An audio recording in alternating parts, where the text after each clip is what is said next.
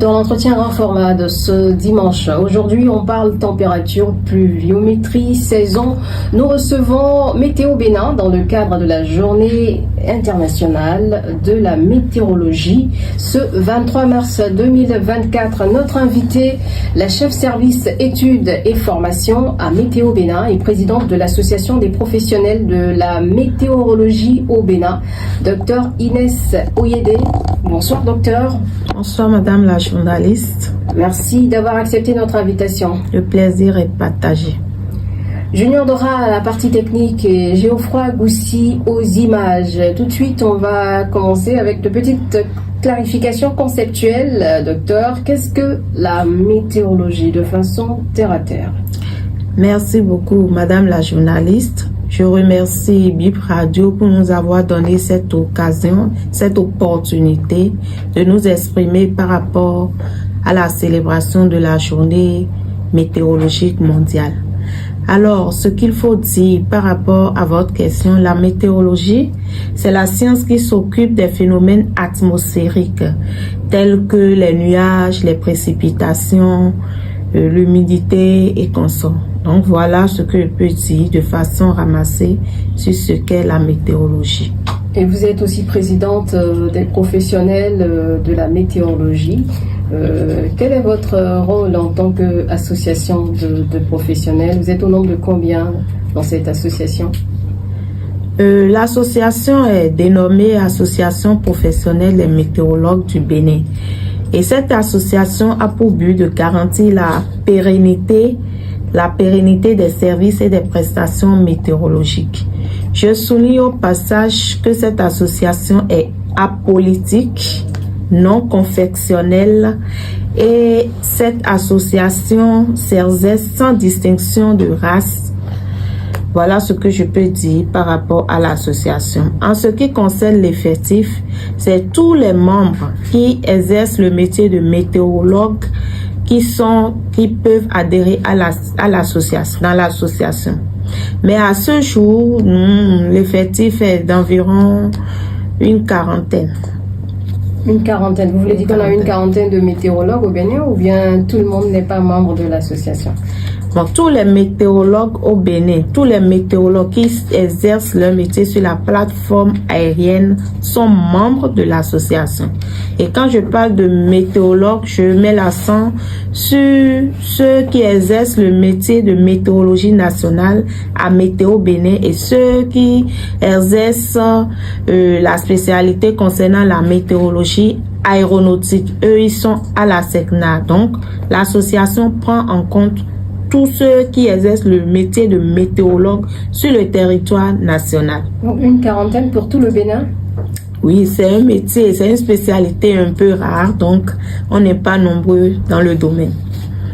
D'accord. Alors, vous avez parlé de Météo Bénin, on en entend parler souvent.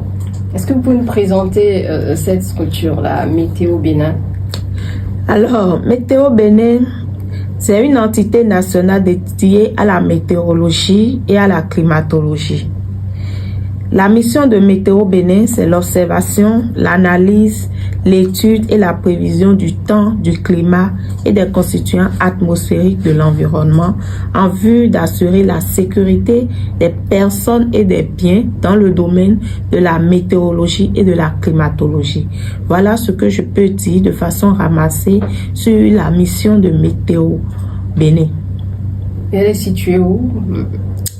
Météo Bénin est situé sur la plateforme aérienne, c'est à l'aéroport, en face de la douane et juste à côté du restaurant Macumba.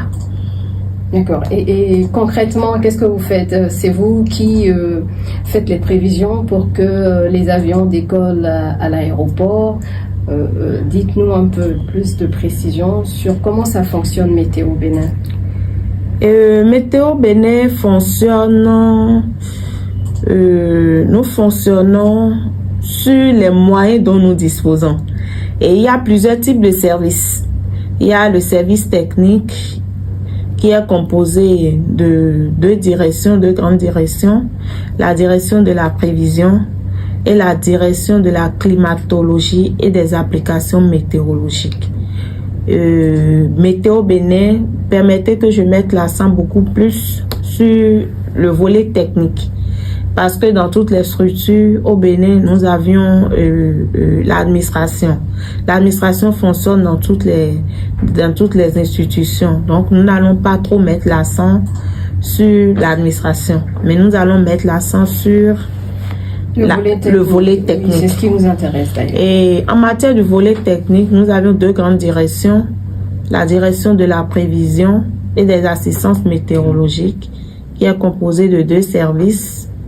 Il y a le service de la prévision qui fonctionne H24, c'est-à-dire à n'importe quelle heure où on se déplace, où un individu Nanda demande la prévision, où il fait le déplacement à Météo Bénin, il doit pouvoir trouver un prévisionniste au poste pour lui donner les informations du jour. Donc, c'est un service qui fonctionne H24. Il y a le service du réseau d'observation. Nous avions des équipements un peu partout à l'intérieur du pays et c'est un service qui s'en occupe. Ce service aussi est sous la direction de la Prévi.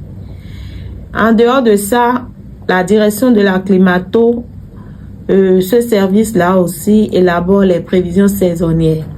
Les autres élaborent, la direction de la prévision et des assistances météorologiques élabore des prévisions quotidiennes. Mais la direction de la climatologie élabore des prévisions saisonnières, élabore aussi des différents types de bulletins, c'est-à-dire les bulletins agro-météo qui renseignent sur le comportement des cultures face à la variabilité climatique. Nous avions les bulletins climatiques qui décrivent la situation pluviométrique, le climat enregistré au cours du mois. Donc, nous élaborons aussi ces bulletins. Nous élaborons les bulletins aussi sur les sécheresses. Nous élaborons pas mal de bulletins. Donc, voilà un peu en ce qui concerne les directions techniques, le service technique en général, ce que nous faisons. Et vous existez depuis combien de temps? Alors, la météo elle-même, elle est créée depuis 2004 par décret. Et le premier directeur de la Direction nationale de la météorologie a été nommé en 2010. Depuis que c'est créé en 2004, c'est la SECNA qui gérait la météo au niveau national. Et c'est en 2010 que l'État a nommé le premier directeur national de la météorologie. Et cette direction nationale est transformée en agence en 2015 par décret. Et c'est en 2016 que l'agence est devenue vraiment opérationnelle.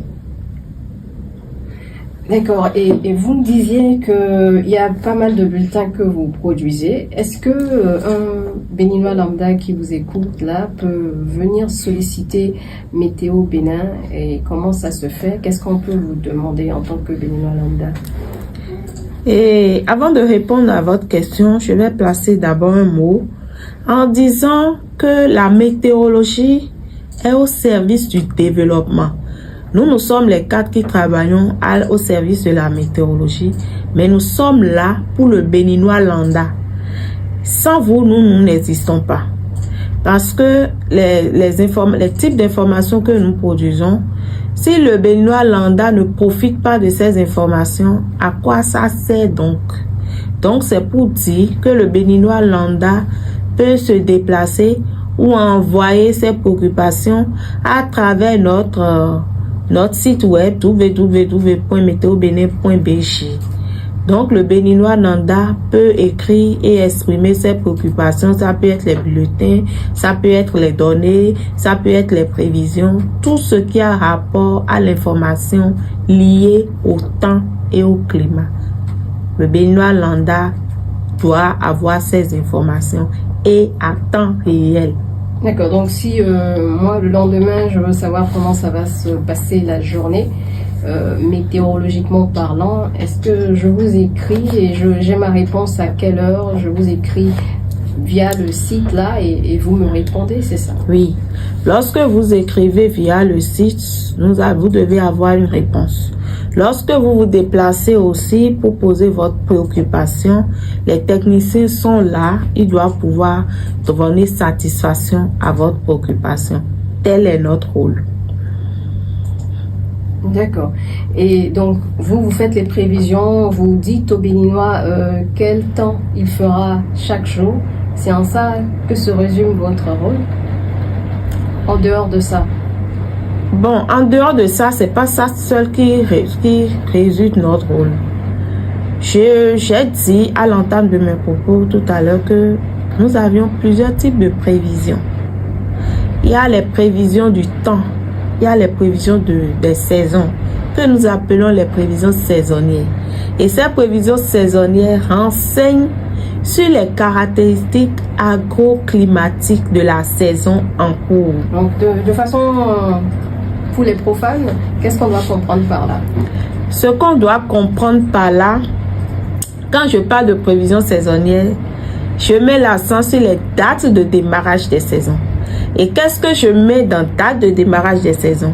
Il s'agit des dates de début, c'est-à-dire quand est-ce que la saison va commencer, quand est-ce que la saison va finir et quelles sont les longueurs de saison que nous pouvons enregistrer au cours de la saison. Et au cours de la saison, quelle est la quantité d'eau que nous allons enregistrer? Cette quantité d'eau sera-t-elle suffisante pour les producteurs ou non? Et au regard de ces prévisions, de ces informations, quel type de conseil maintenant avions-nous à procurer à ces producteurs ou bien à ces bénéficiaires pour qu'ils obtiennent satisfaction, pour qu'ils obtiennent un bon rendement agricole? Ça, c'est les prévisions saisonnières. Les prévisions du temps renseignent sur le temps qu'il fera dans 24 heures. Et ça, c'est ceux qui s'occupent de la prévision quotidienne, la direction de la prévision des assistances météorologiques. C'est eux qui font ces prévisions-là. Et on ne peut pas aller au-delà de 24 heures si on veut savoir la météo? Bien sûr. Hier, on ne pouvait pas aller parce qu'on n'avait pas les moyens nécessaires pour le faire. Mais à la date d'aujourd'hui, on peut avoir les prévisions sur 72 heures. Bien sûr, on peut aller au-delà de 24 heures. De façon efficace? De façon efficace. On peut aller au-delà de 24 heures. D'accord. Et comment vous produisez ces bulletins-là? Les différents bulletins. Donc, les bulletins, c'est les différents bulletins. Je sais pas. Le bulletin sur le temps. Voilà.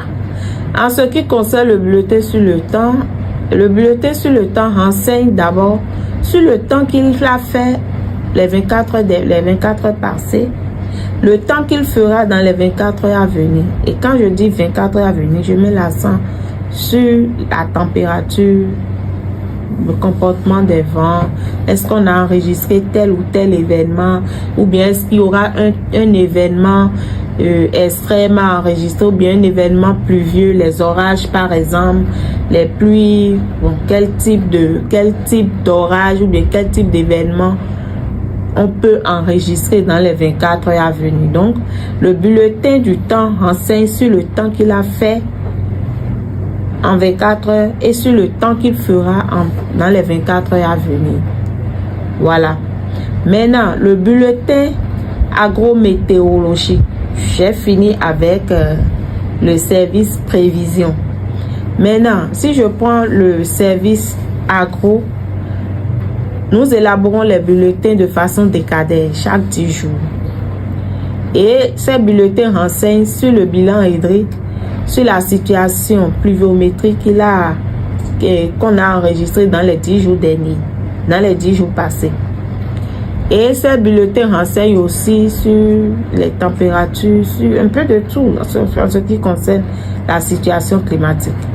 Lorsque je prends les bulletins climatiques mensuels, cela renseigne sur la climatologie du pays, la situation climatologique enregistrée au cours du mois. Et par rapport à ça, nous mettons l'accent sur les situations pluvieuses, la situation synoptique et les différents événements enregistrés au cours du mois. Donc ça permet à tout le monde d'avoir des informations par rapport à la situation climatologique de notre pays au cours du mois. Et comment vous engrangez, comment vous collectez tout ça? C'est notre métier. Il y a un service qui s'occupe déjà des données. On collecte les données au jour le jour. Le service travaille aussi H24 comme le service de la prévision. Lorsque les données viennent, il y a des techniciens qui traitent les données, analysent les données, fait sortir les bulletins. Donc c'est pour dire quoi? La météorologie en général se matérialise en 3 étapes.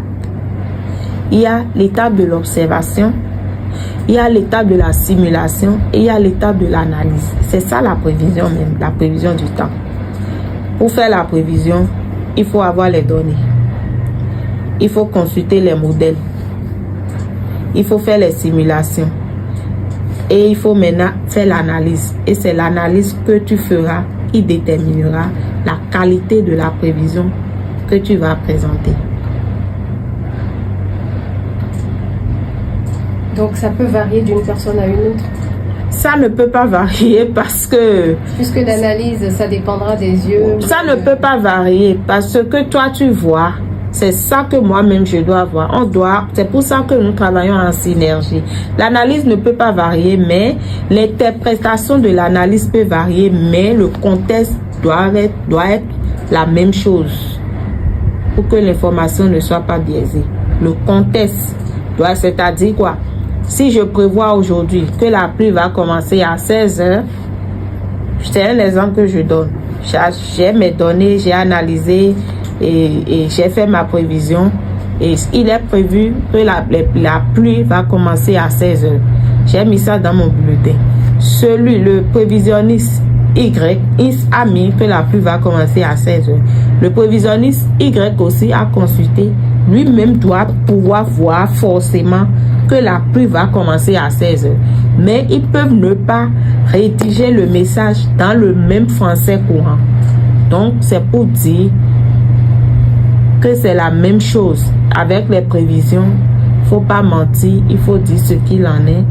Il ne faut pas biaiser les informations pour ne pas créer des dégâts. Mais l'interprétation, voilà, ça dépend de la manière dont celui qui interprète observe. Oui, mais... Est-ce qu'ils ont les mêmes sensibilités ou bien c'est de façon automatique? Oui, ils peuvent ne pas avoir les mêmes sensibilités, mais c'est de façon automatique parce que avant que les prévisionnistes ne fassent sortir les bulletins, nous faisons, nous faisons une validation à l'interne. Le prévisionniste présente la situation aux cadres qui sont avec lui, aux prévisionnistes peut-être, ou bien aux cadres techniques qui sont avec lui, et ensemble, nous validons les prévisions.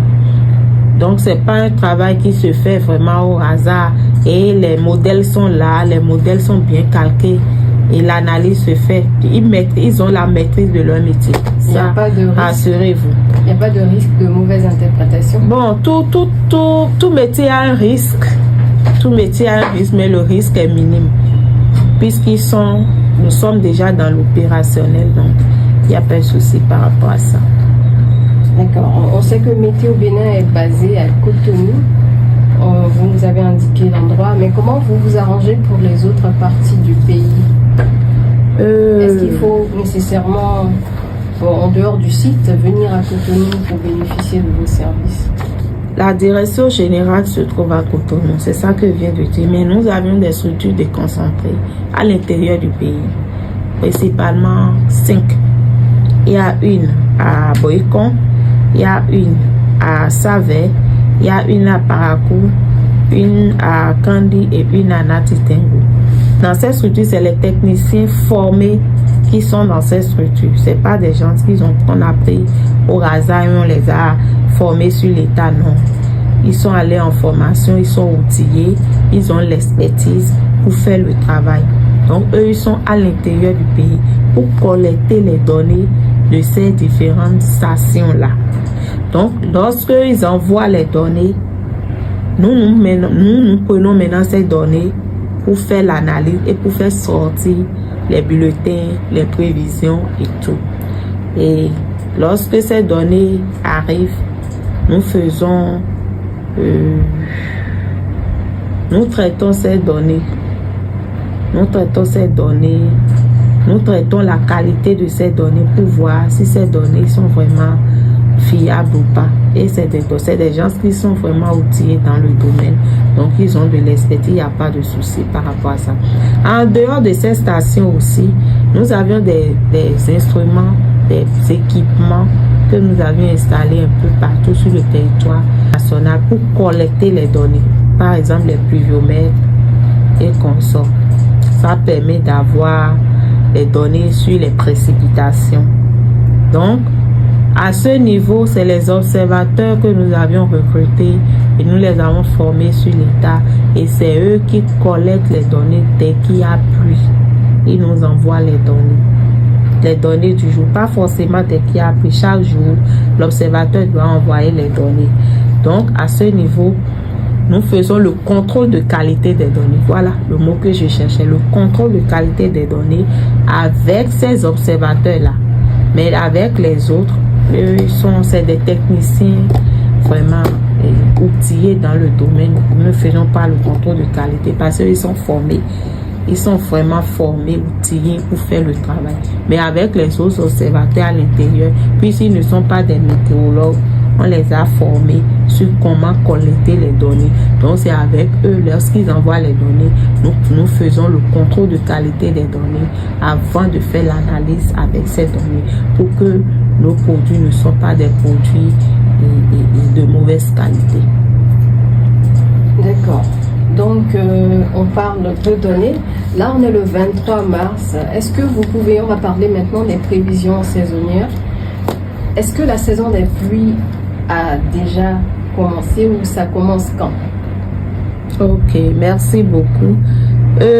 En termes de prévision saisonnière, Météo Bénin a déjà élaboré les prévisions saisonnières et il a procédé même au lancement la semaine dernière à Boïcon. En ce qui concerne les prévisions saisonnières, nous avions élaboré les prévisions saisonnières au sud du pays parce que le sud a 2 saisons. Le nord a une saison unique. Donc, actuellement, nous sommes dans la grande saison. Et laquelle? La grande saison des pluies au sud du pays. Et ça a commencé et actuellement, la saison a déjà commencé. Depuis quand? Depuis quelle date? Ça dépend des localités. Bon, à Cotonou, la saison n'a pas encore commencé. C'est vrai que nous avions enregistré les premières pluies, mais ça ne suffit pas pour dire que la saison a commencé. Et les résultats des prévisions saisonnières que nous avions obtenus montrent que la date de début des saisons cette année sera précoce, c'est-à-dire la saison va vite commencer que la normale au sud du pays, à l'exception du littoral. Le littoral, je mets Cotonou dans le littoral, je mets Ouida dans le littoral, je mets Grand Popo dans le littoral. Donc, dans ces localités, la saison n'a pas encore commencé comme cela se doit. Et c'est ce qui est prévu, c'est ce que nous avions prévu en ce qui concerne l'état de début. Mais dans les autres localités, dans le Sou par exemple, dans le plateau, la saison a déjà commencé. Mais nous avions dit que la date de début des saisons est précoce, c'est-à-dire la saison a commencé plus tôt que la normale. Et qu'en sera-t-il de la fin? Bon, avant d'arriver à la fin, la saison des pluies à Cotonou va commencer quand? La saison des pluies à Cotonou, normalement, la date normale, c'est à partir du 25 mars que la saison doit commencer. À Cotonou, à Grand Popo et à Ouida. Au sud en général. Au sud de manière générale. Quand vous dites le sud, votre limite nord, c'est quelle commune? C'est 8 degrés. C'est quelle commune? Au sud? Oui. Il y a le littoral, il y a le Zou, il y a le Mé, il y a le plateau, il y a le Koufo, il y a le Mono. C'est ça le sud. Donc au sud, la saison a déjà commencé. Dans la plupart des localités, la saison des pluies a déjà commencé. Parce qu'aujourd'hui, c'est le 23 mars. Et nous avions déjà enregistré les premières pluies dans la plupart des localités. Donc, la saison a déjà commencé. Mais il y a des exceptions. L'exceptionnalité qui existe, c'est que sur le littoral, nous allons assister à une situation déficitaire. Je mets l'accent sur Cotonou et environnant, Ouidah, Grand Popo, sur cette côte, en quelque sorte la bande côtière. Là, la saison n'a pas encore commencé comme cela se doit. Mais ça ne saurait tarder aussi. Il n'y a pas de date? Bon, ça peut commencer la semaine prochaine. Ça peut commencer dans 10, mais maximum dans 10 jours. Là, on doit normalement être déjà au cœur de la saison. Donc, la saison sera particulière, vous disiez tout à l'heure, sur la bande côtière, c'est-à-dire Cotonou, Ouidah et Grand Popo. La saison sera particulière, pas seulement sur la bande côtière. La saison sera particulière au sud du pays. Vu les résultats obtenus, la saison sera une saison particulière et cette saison n'augure pas une très bonne prévision saisonnière cette année. Alors vous nous faites peur, qu'est-ce qui va se passer? Je viens de dire que la date de début de saison sera précoce, c'est-à-dire la saison a commencé un peu plus tôt que la normale. La fin de la saison aussi sera précoce. Si la date de début est précoce et la fin de saison est précoce, c'est des informations que les producteurs n'aiment pas trop entendre, mais c'est la réalité. Mais nous ne sommes pas là pour leur faire peur. Bien que la saison ne va pas augurer une très bonne prévision, nous sommes là quand même pour les accompagner dans les prises de décision. D'accord, on reviendra sur cet accompagnement. Oui, mais je n'ai pas fini. Allez-y. En ce qui concerne toujours les prévisions, les dates de début, les dates de fin, les poches de sécheresse que nous allons enregistrer en début de saison sera longue. Et c'est ça qui explique en quelque sorte la chaleur excessive que nous sommes en train d'enregistrer. Les poches de sécheresse seront longues en début de saison. Déjà que la date de début de saison sera précoce et au cours de une fois que la saison a commencé, nous allons enregistrer. Quand je dis les poches de sécheresse seront longues, ça veut dire que nous allons enregistrer des jours consécutifs sans pluie. On va enregistrer assez de jours consécutifs sans pluie, qui peut même aller vers 15 jours ou bien au-delà de 15 jours sans pluie. Donc, quand c'est comme ça, ça veut dire que les producteurs doivent prendre leur disposition pour ne pas se faire avoir. Et c'est vers la fin de la saison que les poches de sécheresse que nous allons enregistrer seront normales. La longueur des saisons, les poches de sécheresse enregistrées en fin de saison seront normales. Donc, langage terre à terre, les poches de sécheresse, c'est les jours consécutifs. C'est les jours consécutifs sans pluie. C'est ça que nous appelons les poches de sécheresse. Donc, j'ai dit, le début de la saison, la pluie a commencé un peu plus tôt. La fin aussi sera un peu plus tôt parce que la fin de la saison, normalement, est prévue entre mi-juillet et la première décade du mois d'août. Voilà que nous sommes en train de dire que la saison va vite prendre fin plus tôt que la normale. Donc, ça veut dire que la fin de la saison est prévue avant mi-juillet. Voilà que le début est précoce. Ça a commencé avant le 25 juin. Ça va finir avant mi-juillet. Ça a commencé avant le 25 mars. Avant le 25 mars. Ça a commencé avant le 25 mars. Ça va finir avant 20 juillet. C'est ce qui est prévu d'après nos analyses des résultats obtenus. Maintenant, en ce qui concerne la quantité d'eau aussi que nous allons enregistrer au cours de la saison, la quantité d'eau, quand je parle de la grande saison des pluies, la quantité d'eau que nous allons enregistrer dans la première moitié de la saison, c'est-à-dire mars, avril, mai, cette quantité d'eau sera normale, voire déficitaire. Et ça s'explique parce que nous avions dit que les poches de sécheresse seront longues. La saison va vite commencer. Ça va vite finir. Les quantités d'eau que nous allons enregistrer seront normales, voire déficitaires. Mais les quantités d'eau que nous allons enregistrer en fin de saison sera des quantités d'eau assez raisonnables, c'est-à-dire excédentaires. Ça va être au-delà de la moyenne. Donc, il y aura des inondations? forcément, il y aura des inondations. Donc, quand c'est comme ça... Ou bien vous avez pu identifier les zones où il y aura ces excédents d'eau? Bon, on n'a pas identifié les zones, mais on connaît déjà les zones. Au Bénin, on a 21 zones à haut risque d'inondation. Donc, quand les quantités d'eau vont excéder, les sols qui sont vraiment perméables à l'eau, en même temps, eux, ils seront... Et on va enregistrer des inondations dans ces zones-là. Quelles sont ces zones? Bon, quelques-unes. Bon, je ne peux pas tout citer. Il y a Cotonou, il y a Djong, il y a Zayanado. Bon. Oui, Zayanado, voilà. Pour les périodes de crue. Donc voilà. Donc, les prévisions, voilà les résultats des prévisions que nous avions obtenus cette année. Et face à tous ces résultats, les producteurs ne peuvent pas être contents de ces résultats parce que leur objectif, leur désir, c'est que la pluie commence plus tôt et que ça finit plus tard. Et quand c'est comme ça, ça veut dire que la longueur de la saison sera longue et ils pourront en profiter et mettre à terre assez de spécificité de semences. Et donc, par rapport à l'année passée, il y aura moins de pluie, c'est ça? Par rapport à l'année passée, j'ai pas, en toute honnêteté, j'ai pas trop gardé les résultats que nous avions obtenus, mais ce qu'il faut quand même dire, c'est que cette année, il y aura moins de pluie.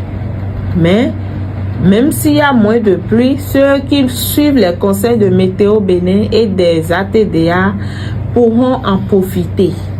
Ils pourront en profiter, quelle que soit la nature de la saison. S'ils suivent les conseils donnés par Météo Bénin et les ATDA, ils pourront en profiter parce que par rapport à ces résultats, nous avions prévu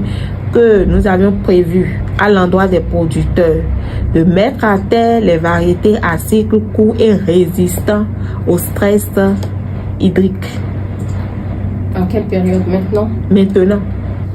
Quelles sont ces spécificités là? Bon, ces spécificités, c'est les ATDA qui pourront en donner les détails. Ça ne relève pas de la météorologie. Les cultures, les types de cultures, les types de semences.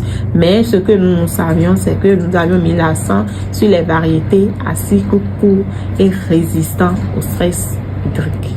Donc, c'est ce que vous leur conseillez maintenant? C'est ce que nous leur conseillons maintenant. Et les ATDA ont vraiment ils ont les moyens et les conseils à leur donner pour qu'ils obtiennent quand même un bon rendement et qu'ils planifient mieux leur calendrier agricole.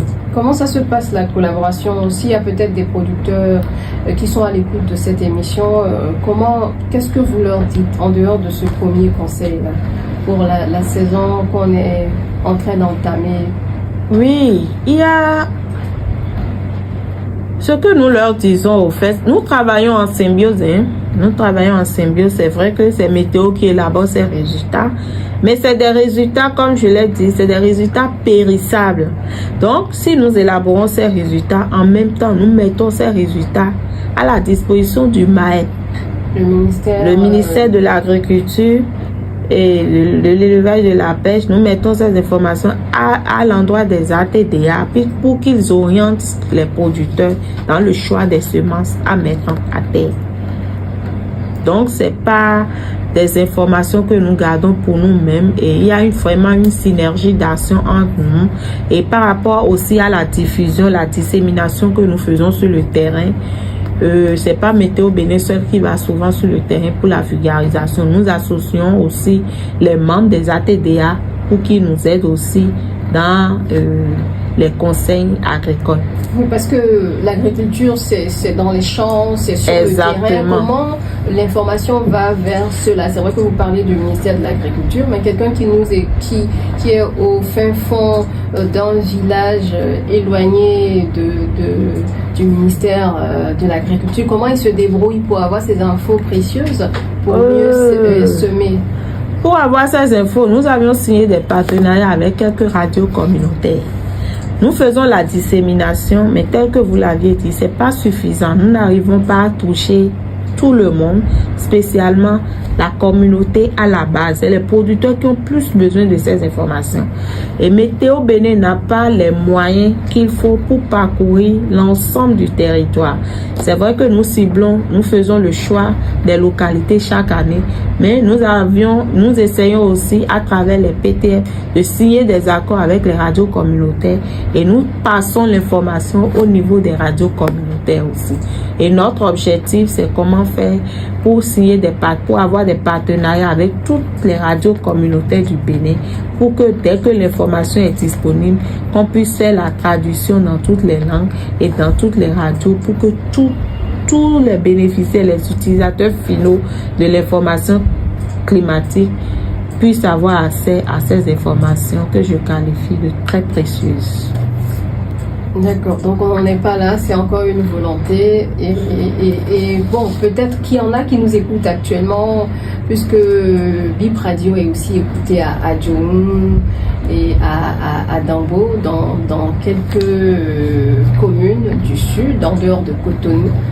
Donc certainement qu'il y a des producteurs qui sont à l'écoute. Donc conseil numéro 1, c'est de mettre en terre les produits à cycle court. C'est ce que vous avez dit. Les variétés à cycle court. Et résistants à l'eau. Et en dehors de ça, ou c'est le seul conseil que vous le donnez? Parce que c'est le moment de noter vos conseils, puisqu'on vous a là. Il faut profiter de votre présence. Bon, en ce qui concerne les conseils, c'est les ATDA qui sont plus outillés à donner des conseils. Parce que quand nous mettons ces informations à leur disposition, eux, ils sont orientés dans le choix des conseils qu'il faut donner aux producteurs. Seulement que nous aussi, nous élaborons des conseils que nous mettons à leur disposition, des conseils par rapport à l'inondation, des conseils par rapport au risque d'inondation, au risque de maladie, au risque de sécheresse, pas mal de conseils. Mais en ce qui concerne les producteurs, ils ont besoin de ces conseils-là. Et ils n'ont qu'à aussi prioriser, parce qu'actuellement la politique du gouvernement, c'est d'opter pour les semences améliorées. Face à la variabilité climatique, au changement climatique que nous observons maintenant chaque année, l'idéal c'est qu'ils privilégient beaucoup plus les semences améliorées. Lorsqu'ils privilégient les semences améliorées, parce que ces semences sont beaucoup plus résistantes au stress hydrique. C'est quoi le stress hydrique? Hydrique, c'est l'eau. Donc il n'y a pas résistant à l'eau. D'accord. Ça, c'est la définition pour un profane, ça. Donc, ce choix, nous élaborons, nous mettons ces conseils-là à la disposition des ATDA. Et puisqu'ils sont les informations, eux, ils savent aussi à leur niveau quel type de conseils il faut mettre à l'endroit des producteurs pour qu'ils aient un bon rendement agricole. Mais nous mettons l'accent beaucoup plus sur le choix des variétés. Quand il y a beaucoup d'eau, quand la saison sera longue, ça veut dire qu'ils ont la possibilité de mettre à terre plusieurs semences. Ils peuvent mettre à terre des maïs de 90 jours, des maïs de 120 jours, des maïs ça dépend. Ils peuvent mettre à terre plusieurs types de variétés. Mais quand la saison est une saison qui sera une saison particulière comme celle-ci, attention, il faut savoir quoi mettre à terre. Donc, l'objectif du gouvernement, c'est de privilégier beaucoup plus les semences améliorées. Et ça, vraiment, l'État fait vraiment un travail formidable dans ce sens-là. Les producteurs qui s'en accaparent, qui s'y mettent, qui utilisent ces semences-là, souvent, ils ont quand même un bon rendement agricole avec les résultats de la saison, des pluies enregistrées. D'accord.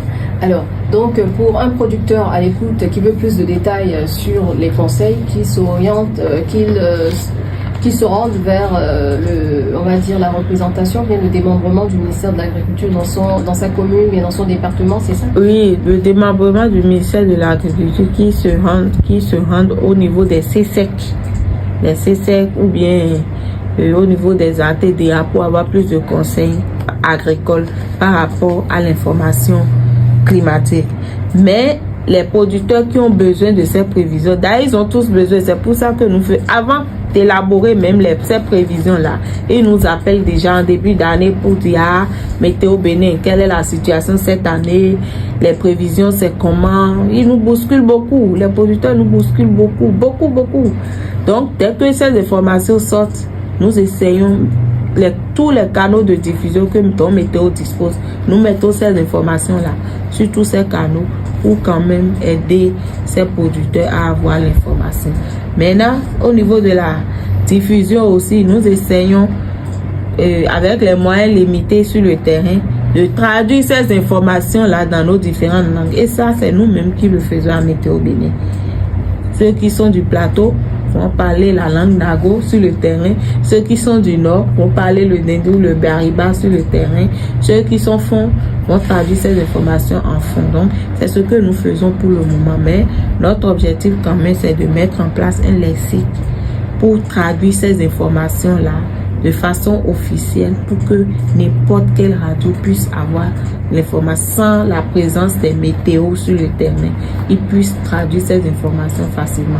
Mais il faut dire que les radios aussi nous apportent un ouf de soulagement parce qu'ils nous aident vraiment dans la diffusion de ces informations, surtout dans les différentes langues. Parce que c'est pas aisé pour nous de traduire aussi ces informations dans nos langues respectives. Mais on n'a pas le choix. Donc, nous devons quand même s'y mettre aussi dans la traduction de ces informations pour que le producteur Nanda puisse avoir l'information à temps réel et qu'il sache ce qu'on veut dire et qu'est-ce qu'on veut dire. C'est important. D'accord. Donc, après les producteurs, il y a la vie de tous les jours. Donc, vous dites que on aura plus de jours consécutifs sans pluie, donc on aura chaud pendant cette saison des pluies. Et cette chaleur là, c'est dû à quoi? Bon, effectivement, depuis quelques jours, nous enregistrons une chaleur vraiment intense. Cela s'explique par 2 points. Il y a un phénomène que nous appelons le phénomène El Niño. Ça, c'est technique, hein, ce que je veux dire. On entend parler de ça sur les médias internationaux. Mais c'est un phénomène qui est dû à une diminution des eaux froides. Des eaux froides qui remontent à la surface de la mer, près de l'Amérique du Sud. Et ce phénomène entraîne une augmentation. Dès qu'il y a ce phénomène, il y a une augmentation de température à la surface de la mer dans le Pacifique, pas dans l'océan Atlantique, dans le Pacifique. Et quand il y a l'augmentation de cette température, cela fait que la planète, on sent un réchauffement au niveau de la planète, de l'atmosphère au-dessus, quoi. Et ce phénomène-là se produit tous les 2 à 7 ans, je crois bien, tous les 2 à 7 ans. Et dans une année, si ce phénomène veut se produire, ça se produit de 9 à 12 mois. Vous voyez? Mais ce phénomène-là aussi, avec les effets des changements climatiques, il se passe que ce phénomène se produit, ne respecte plus ce délai-là et se produit au fil des années, durant des années, quoi, affilées. Donc, vu que nous ne sommes pas trop loin du Sahel et que l'impact que les Sahel reflètent par rapport au réchauffement climatique, ces impacts-là viennent au niveau des pays subsahariens, c'est-à-dire au niveau des pays qui font frontière avec le Sahel. Et c'est pour ça que nous-mêmes, nous ressentons l'effet l'impact de cette forte température. Et c'est valable pour tous les autres pays côtiers. Et même si vous allez à Lomé, c'est comme ça, il fait très très très chaud. Au Sénégal aussi, il fait chaud. Ça, c'est le premier point, El Niño. Le second point, c'est dû au changement climatique. Au changement climatique qui est que nous parlons aujourd'hui de la déforestation, la destruction des arbres, qui est source d'émissions de gaz à effet de serre. Il y a aussi la pollution de l'air, les poches de sécheresse que nous enregistrons. Donc, tous ces facteurs concourent à l'augmentation de la température et à la forte chaleur que que nous enregistrons ces temps-ci. Et quelles sont les maximales de température qu'on enregistre ces temps-ci? Les maximales, la semaine dernière, je n'ai pas encore connaissance ce jour, mais ça doit être déjà sur le bulletin. Mais la semaine dernière, nous sommes allés jusqu'à 42 degrés. Au Bénin? Au Bénin, nous sommes allés jusqu'à 42 degrés au Bénin. Il fait excessivement chaud, surtout au nord. Surtout au nord. Le nord. Et dans le nord. Mais dans le sud aussi, nous sommes allés au-delà de 40 degrés la semaine dernière. C'est excessivement chaud ces temps-ci. C'est des températures records, c'est ça? C'est des températures records. C'est des températures records. C'est dans le Sahel qui vont jusqu'à 46, 48, voire 50 degrés. Mais ici, 42 degrés, c'est beaucoup, hein. C'est rarement arrivé. C'est rarement, ça vient rarement, mais ces temps-ci, nous enregistrons de fortes températures et vous devez constater qu'il fait excessivement chaud. Et c'est pour cela que Météo Bénin conseille dans les bulletins, puisque les températures, ils font la prévision sur les températures aussi chaque jour. On émet la température qu'il fera dans les 24 heures. Et face à ça, il y a un conseil qui est donné et on dit de beaucoup boire l'eau pour ne pas se déshydrater et de laisser les chambres aussi aérées. Ouvrir les fenêtres pour que l'air entre. C'est vrai que c'est pas des solutions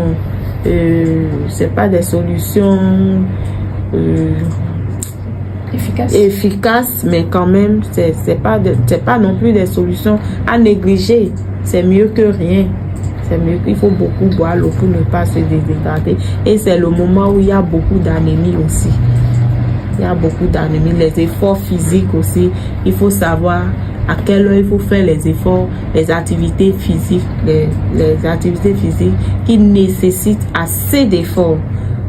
Quand durant de 11 heures par exemple jusqu'à 15 heures, vous voyez dans cette période-là, c'est dans 16 heures là qu'on enregistre le maximum de température. Dans la journée. Donc pendant cette période-là, c'est pas conseillé de faire des activités physiques qui nécessitent assez d'efforts. Et si c'est pas nécessaire de sortir aussi, on reste un peu à l'ombre, c'est ça? Et bon, si on a la possibilité de rester à l'ombre, il faut rester conseillé aussi de rester à l'ombre. Parce qu'il fait excessivement chaud, hein? Il fait excessivement chaud ces temps-ci. Et le taux d'humidité aussi, ça ne nous aide pas beaucoup, n'est-ce pas? Oui, avec l'humidité ici, ça fait beaucoup transpirer. L'humidité fait beaucoup transpirer. Bon, c'est les paramètres aussi qu'il faut considérer. Et est-ce qu'il faut craindre pour les années à venir? Par exemple, l'année prochaine, est-ce qu'on va frôler les 46, les 45 au Bénin? Est-ce que vos matériels-là peuvent nous le dire déjà? Est-ce qu'ils nous le disent déjà? Ça va être compliqué de le dire maintenant pour ne pas dire des bêtises. Et ce que tu dis t'engage. Donc, il faut faire attention dans ce qu'on dit. Pour le moment, on ne peut pas dire qu'en sera-t-il de l'année 2026. Mais retenons que les fortes températures que nous sommes en train d'enregistrer, l'année dernière, nous avions enregistré aussi des chaleurs, des vagues de chaleur ici au Bénin. L'année surpassée, nous avions enregistré des vagues de chaleur.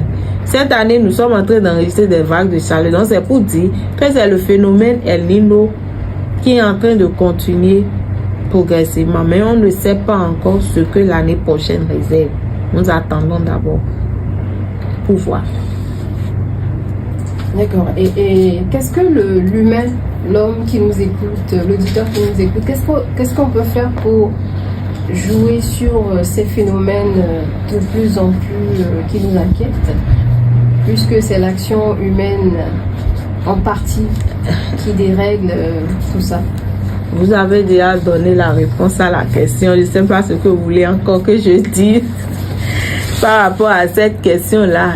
C'est nous-mêmes qui polluons l'atmosphère. La déforestation. Il faut planter les arbres et non couper les arbres pêle-mêle.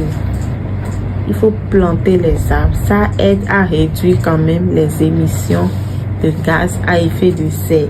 La pollution aussi, tu vas voir les motos, les gens ne font pas de vidange et les motos sortent assez de fumée. Tout ça là, c'est source de pollution aussi. Donc il faut revoir tous ces facteurs. les activités entreprises, tout ce que nous faisons, c'est ça qui pollue l'environnement et c'est ça qui fait que nous assistons aussi à l'augmentation des températures que nous enregistrons, qui est cause d'effet, qui fait partie des causes à effet liées au changement climatique.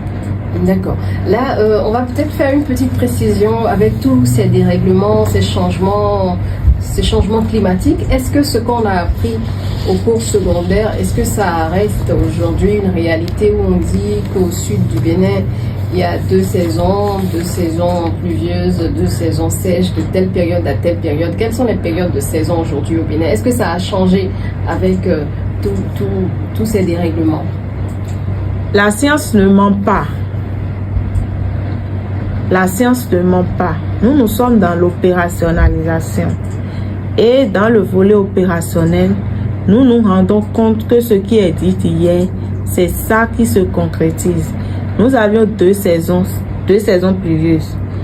Ça n'a pas changé. Une saison unique au nord, ça n'a pas changé. Et nous, à la météo, nous faisons sortir, nous élaborons les prévisions saisonnières par rapport à chaque type de saison. D'ici la fin du mois, le début du mois prochain, nous allons faire sortir les résultats des prévisions au nord, qui est la saison unique. Et en août, nous allons élaborer les prévisions août, voire septembre. Nous allons élaborer aussi les prévisions de la petite saison des pluies au sud du pays. Donc, c'est pour dire tout ce qu'on a appris à l'école, c'est vrai. À l'école, on pense qu'on apprend beaucoup et c'est la littérature, nous faisons beaucoup plus de théorie. Mais dans l'opérationnel, dans l'opérationnalisation, nous constatons que tout ce qu'on apprend, ça nous sert dans l'opérationnalisation. Parce que si on n'avait pas appris ces aspects-là, on ne saura pas comment mettre ça en application. D'accord. Rappelez-nous alors. Oui, au cours secondaire, on nous a dit qu'on a 2 saisons pluvieuses au sud et une grande saison pluvieuse au nord. Je ne sais pas si c'est de ça que vous parlez. Oui, les périodes. Bon, la grande saison commence au sud. La grande saison commence déjà fin février ou bien en mars et finit en juillet. La petite saison, c'est septembre à novembre, voire décembre.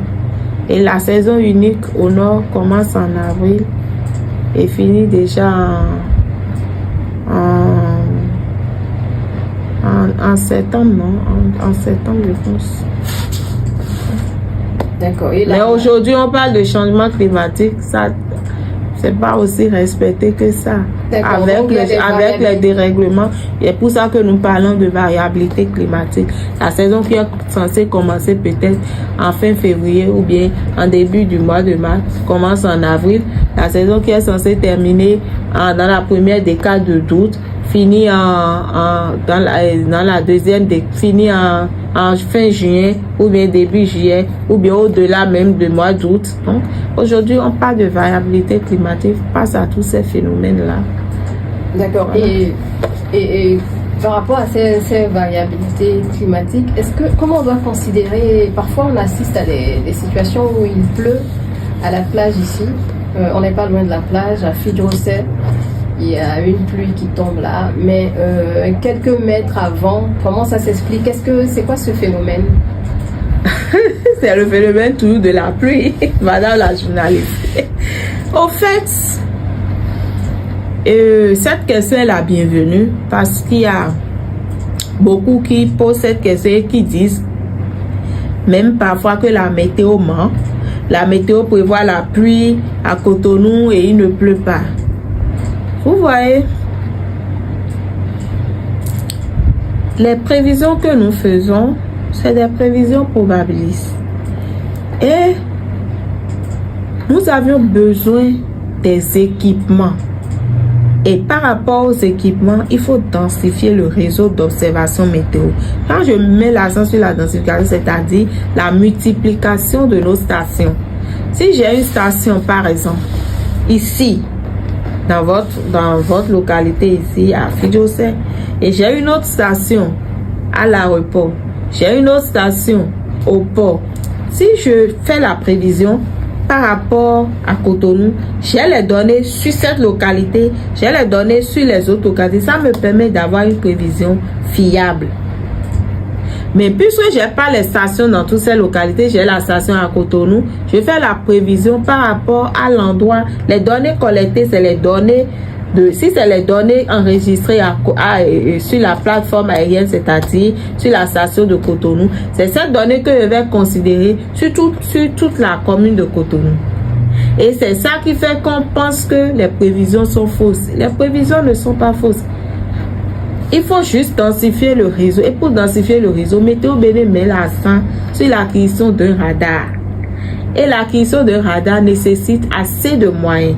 Et ces moyens, l'acquisition d'un radar ne va pas profiter seulement à Météo Bénin seul. Ça va profiter à tout le monde, à toute la population. Ça va nous permettre même de savoir enregistrer, de savoir quelle quantité d'eau on va enregistrer au cours de tel phénomène ou de tel phénomène. Et c'est ça qui est important. Maintenant, quand nous disons que les prévisions, on prévoit les prévisions, on n'enregistre pas, on prévoit la pluie ne vient pas et c'est ailleurs. Non, c'est pas ça. C'est pas ça. Quand nous prévoyons, nos prévisions sont quand même fiables. Oui, allez-y. Nos prévisions, avec les équipements que nous avions, les moyens dont on dispose, je peux dire aujourd'hui que ces prévisions sont fiables à 80% au moins. D'accord. On va passer à la dernière rubrique de cette émission, c'est le oui-non. Docteur Oyede, je vous explique un peu comment ça se passe. Vous répondez par oui ou par non à une série de questions qu'on vous soumet et après cette série de questions, vous justifiez c'est oui ou c'est non. D'accord. D'accord. Première question, est-ce que Météo Bénin peut faire une alerte anticipée sur une éventuelle catastrophe naturelle qui pourrait frapper le pays? Est-ce que Météo Bénin est capable de faire ça? Oui ou non? Oui. Oui, vous nous expliquerez comment tout à l'heure. Et deuxième question, est-ce que vous jouez un rôle pendant les situations d'inondation cyclique qu'on enregistre lors de la montée des eaux? Oui ou non? Oui. Oui. Et est-ce que les prévisions météorologiques, docteur Oyede, se confirment à 100% à travers la réalité? Oui. Oui. On se confirme à 100%. Oui. Vous êtes en note oui, vraiment? Je vais revenir par rapport aux explications. C'est oui ou bien c'est oui et non? Je ne dirai pas oui, je ne dirai pas non, mais je reviens sur l'explication. D'accord, votre joker, on va mettre oui et non ensemble. Et la dernière question, est-ce que vous disposez de matériel de pointe pour faire le travail? Oui ou non? Oui, oui. Ah, tout est oui. Vous allez nous expliquer si c'est vraiment oui. On va passer aux justifications des différentes réponses de Dr Oyede. Alors, première réponse, vous avez dit oui. Est-ce que vous êtes capable, Météo Bénin, de produire une alerte anticipée comme ça se voit dans les pays développés pour alerter le Bénin qu'il y a une éventuelle catastrophe? Oui. Vous l'avez déjà fait? Oui. Météo le fait tous les jours que Dieu fait. Non, c'est pas les pluies qui non, ça aussi c'est une alerte. C'est pas les orages dont vous parlez. Oui, ça, même les vents violents. La dernière fois, Météo Bénin a émis des alertes par rapport aux vents violents que nous allons enregistrer dans le nord. Je pense que c'est l'année dernière. Les alertes, on en fait régulièrement. Alertes liées aux orages, alertes liées aux vents violents,